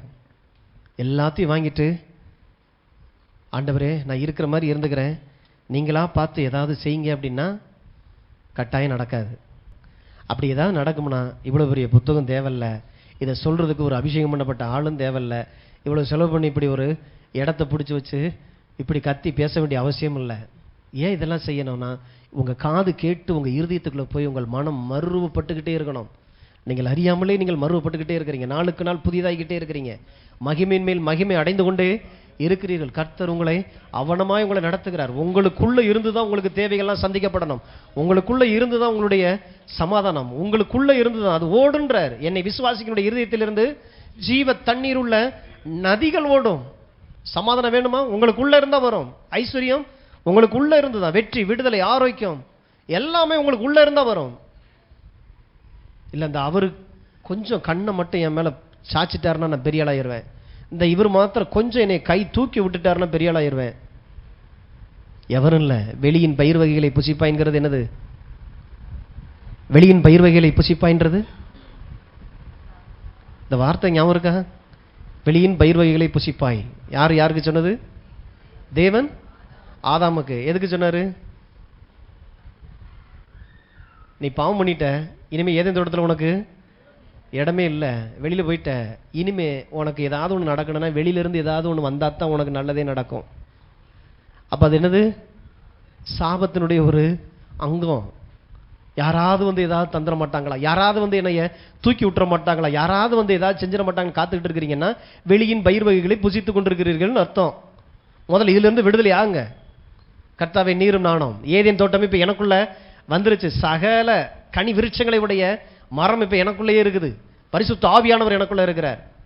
என் வாழ்க்கைக்கு தேவையானதை நானே எடுத்துக்கிற முடியும், உற்பத்தி பண்ண முடியும் என்னால். அதுக்கு தான் தேவனுடைய வார்த்தை என்கிற அந்த வித்து. இதெல்லாம் வச்சுக்கிட்டு நான் அந்த பூமியில் தேவனை வெளிப்படுத்தணும். ஆசீர்வதிக்கப்பட்ட ஒரு வாழ்வுக்கு தான் ஆண்டவர் நம்மளை அழைத்திருக்கிறார். ஆசீர்வாதம் அப்படிங்கிறது தேவனுடைய நினைவு. அதனால தான் சொல்றார், இஸ்ரவேலே நீ பாக்கியவான், ரட்சிக்கப்பட்ட ஜனமே உனக்கு ஒப்பானவன் யாருன்னா இது தேவனுடைய நினைவுகள். அந்த நினைவுகள் உங்கள் நினைவுகளாய் மாறட்டும். நீங்கள் இருக்கிற இடமே வேற லெவலில் இருக்கும். விசுவாசிக்கிறீங்களா? தேவனுடைய நினைவுகள் உங்கள் நினைவுகளாய் மாறியாகும். இயேசுவின் நாமத்தினாலே மாறியாகும். வார்த்தையோடு கூட அதிகமான நேரத்தை செலவு செய்யுங்க. கர்த்தர் உங்களை ஆசீர்வதிப்பார். நம்ம எல்லாரும் எழுந்து நிற்போம், ஜெயிப்போம். தகப்பனே, உம்மை நன்றியோடு கூட துதிக்கிறோம். உடைய அன்பின் வார்த்தைக்காக நன்றி செலுத்துகிறோம். ராஜாவே, உடைய சத்தத்தை கேட்ட உடைய பிள்ளைகள் பாக்கியவான்களாக இருக்கிறார்களே. இதோ ஆண்டவர் உடைய நினைவுகளை ஆண்டவர் இந்த காலை வேளையில் எங்களுக்கு நீர் வெளிப்படுத்தி இருக்கிறீர். எங்களை குறித்து நீர் நல்ல நினைவுகளை வைத்திருக்கிறீர், பெரிய நினைவுகளை வைத்திருக்கிறீர். உன்னதமான ஆண்டவரே, விசாலமான ஆண்டவர், இந்த நல்ல நினைவுகளுக்காய் நன்றி. அநாதி நோக்கங்கள் திட்டங்களோடு கூட ஆண்டவரே, குறிப்பான ஆண்டவர் எண்ணங்களை உடையவர்களா நீர் எங்களை குறித்து வைத்திருக்கிறீர். எதற்காய் ஸ்தோத்திரம். அதை நிறைவேற்றும்படியாய் இரவு பகலாய் எங்களுக்காய் நீர் கிரியை செய்து கொண்டிருக்கிறீர். எதற்காய் ஸ்தோத்திர ராஜா. இயேசுவின் நாமத்தில் இந்த சத்தத்தை கேட்கிற ஒவ்வொரு பிள்ளைகளுடைய வாழ்க்கையிலும் ஆண்டவரே தைரியமும் நம்பிக்கையும் விசுவாசம் உண்டாயிருக்கட்டும். கர்த்தர் தாமே தேவனாய் நின்று உடைய பிள்ளைகளை நடத்தும்படி ஆசீர்வதிக்கிறேன். பரலோகத்திலிருந்து வெளிப்படுகிற ஆண்டவர் எல்லா நன்மைகளும் உடைய பிள்ளைகளுடைய வாழ்க்கையாய் மாறட்ட ராஜா. ஆண்டவரே, நீர் என்னவெல்லாம் சொல்லி எங்களை நம்ப வைத்தீரோ அந்த நம்பிக்கையை பார்க்கலாம் அதிகமான காரியங்கள் எங்களுக்காய் செய்கிறேன். நாங்கள் வேண்டுவதற்கு நினைப்பதற்கும் சொப்பனம் காண்பதற்கும் மிகவும் அதிகமாக எங்களுக்காய் நீர் கிரியை செய்து கொண்டிருக்கிறீர். அதற்காய் நன்றி. ஆசீர்வதித்து அனுப்புகிறேன். கர்த்தர் தாமே நீர் காத்து வழி நடத்துகிறீர். அதற்காய் நன்றி. இயேசுவின் நாமத்தில் பிதாவே, ஆமென்.